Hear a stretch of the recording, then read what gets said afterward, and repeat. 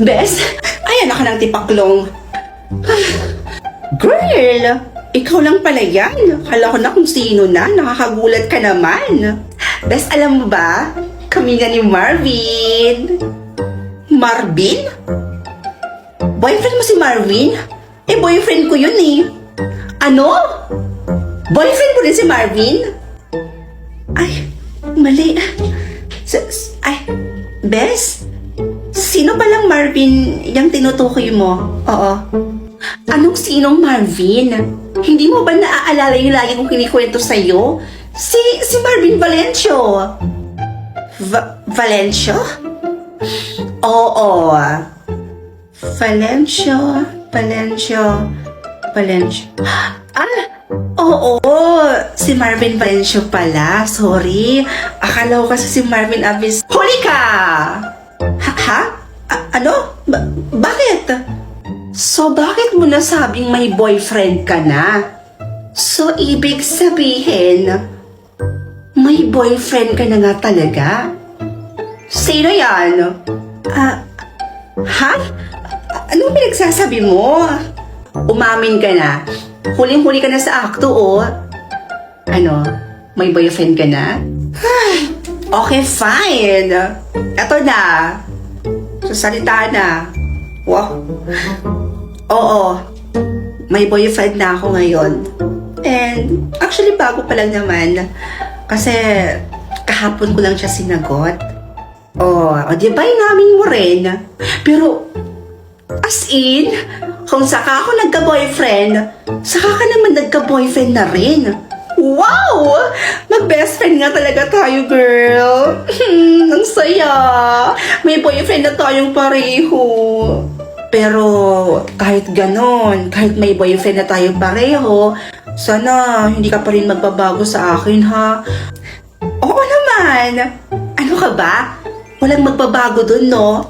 Promise. Nga pala, saan mo naman nakilala yung boyfriend mo? Siyempre, saan pa ba? Eh di sa OVO app. Sa OVO? So, ibig sabihin, gumagamit ka na din pala ng OVO na yan, katulad ko.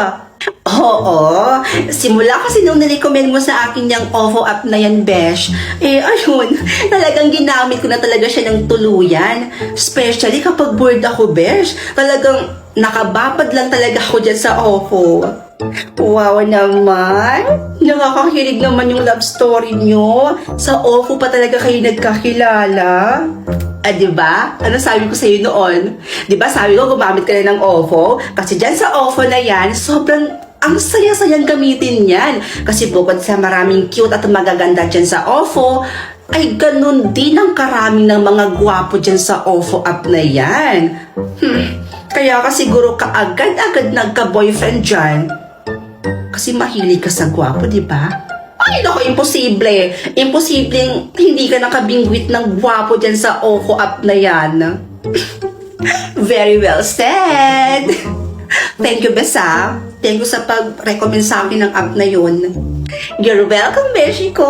O siya, uwi na ako ha. Baka hinahanap na ako dun sa bahay. Eh, alam mo, kaya naman kasi ako pumunta dito sa inyo kasi gusto kong ibalita sa'yo yung napakagandang nangyari sa buhay ko ngayong araw na to. At gusto ko, ma-shock ka sa ibabalita ko sa'yo. Pero hindi ko naman akalain na pati pala ako ay masya-shock sa nabalitaan ko ngayon na nagka-boyfriend ka nga, magkatulad pa sa pangalan ng boyfriend ko. Wow! In fairness bongga! O sige na ha, bye-bye! O siya, sige. Umuwi ka na doon. Mag-iingat ka ha. Love you!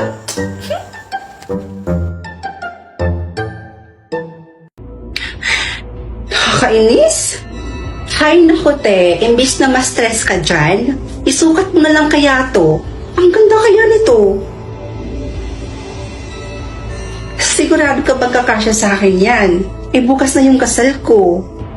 Ba't pa kasi ako in-scam nung kausap ko dun sa wedding gown? Aligaga tuloy ako ngayon. Ate naman, hayaan mo na yun.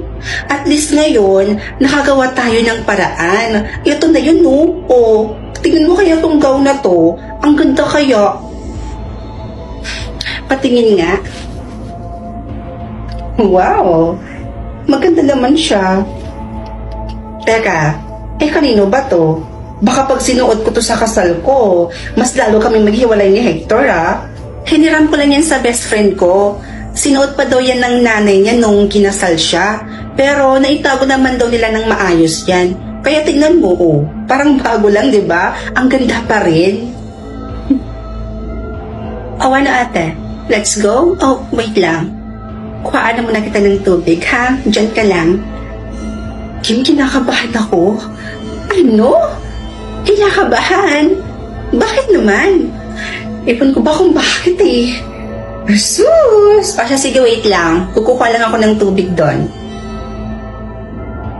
O ate, uminom ka muna. Bakit ka ba kasi kinakabahan, ate? Kaming pamilya mo at mga kaibigan mo rin naman yung mga nandoon. Ewan ko ba? Ganito pala yung feeling ng ikakasal, no? Grabe, kinakabahan ako pa. Hindi na ako makahinga. Isipin mo na lang na mamaya magiging asawa mo na si Kuya Hector. At mabibinyagan na rin yung kamang nabili nyo, diba? Anyways, tingnan mo yung gown. Bagay na bagay pala sa akin. Oh, tingnan mo. Oh, fit na fit, diba? Oo nga, no? Oh, diba? Sabi ko naman kasi sa'yo, ate, Trust me. Kim, ano nangyari sa ate mo? Nahimatay siya habang naglalakad siya sa aisle. Ewan ko ba? Wala naman siyang sakit eh. Healthy ang ate ko. Tapos ngayon, nasa ICU siya? Ito na nga ba yung kinakatakot ko? Siguro may sumpa talaga yung wedding gown na yun. Ha? Namatay din kasi yung nanay ko habang suot niya yung wedding gown na yun. At balita ko pa, namatay din to yung unang may-ari ng gown na yun. Bakit ngayon mo lang to sinabi? Tsaka bakit pinahiram mo pa? Excuse me, ginawa na namin ang lahat para mailigtas si Miss Fiona. Pero ang bilis kumalat ng lason sa katawan niya. Kaya ikinalulungkot kong sabihin sa inyo na wala na po si Miss Fiona. Nakikiramay po No. ako.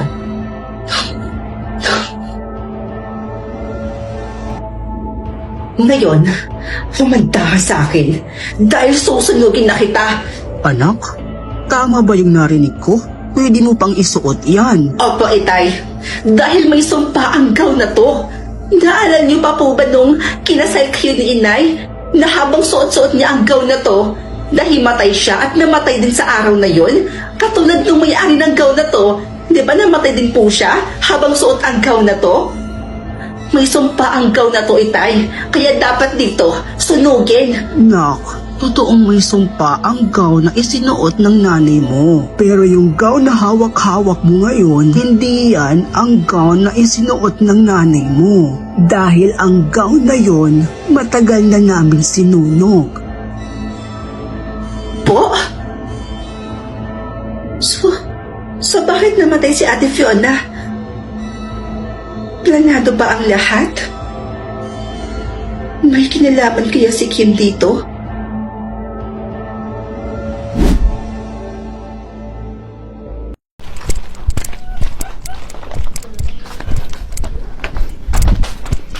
Yes, ano po sa atin? Hoy, bigaon, bahog bilat! Ano ba? Bilis! Bilis! Recall kayo! Matatalo tayo dito! Ryan? Ryan! Ate, bakit? Ryan! Halika rito! Ano ba yan si ate? Nag-i-email yung tao eh! Ate, ano ba yun? Ibili mo nga ako doon ng napkin, isa lang. Ha? Napkin? Bakit ako? Sino yung uutusan ko? Ikaw lang naman yung kapatid kong nandito. Ate, nakakaya ate! Nakakahiya. Mas nakakahiya kapag binugbog kita tapos nagkabukol-bukol yung ulo mo. Ano, bibili ka doon? O bugbubugin kita? Oo na, bibili na! Arte? Ote, pinapabili mo. Ay, teka, balik ka dito. 100 pesos yung binigay ko sa'yo kanina. Bakit 20 lang to? Eh yan, binigyan ng tindera eh. Alam ko na. Kulang-kulang yung sinukli sa'yo dahil kulang-kulang ka. Halika, sugurin natin yung sinasabi mong tindera. Bakit ito lang isinukli sa'yo? Grabe siya ha. Alam na yung kulang-kulang ka tapos kulang-kulang din yung isusukli sa'yo. Halika nga dito. Saan ka ba banta bumili? Diyan sa unahan.